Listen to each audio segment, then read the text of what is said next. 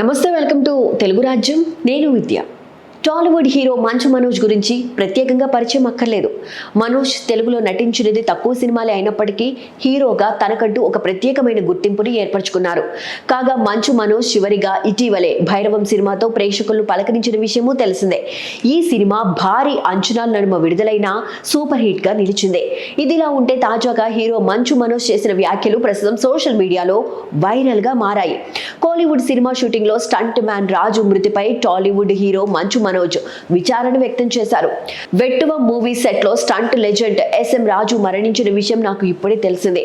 Stunt man కుటుంబానికి మద్దతుగా ఉంటానని, ఇలాంటి విషాద సమయంలో మన పరిశ్రమలోని ప్రతి ఒక్కరూ అండగా నిలబడాలని కోరుతున్నానంటూ పోస్ట్ చేశారు.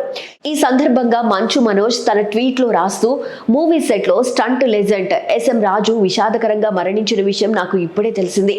ఆయన కుటుంబానికి నా ప్రగాఢ సానుభూతి.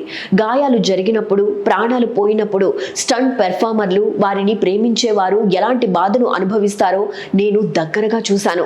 ఒక స్టంట్ మ్యాన్ గా వారి కుటుంబానికి మద్దతుగా మన పరిశ్రమలోని ప్రతి ఒక్కరూ నిలబడాలని కోరుతున్నాను. మన పనిలో ఉండడం మన కుటుంబాలకు అంత సులభం కాదు.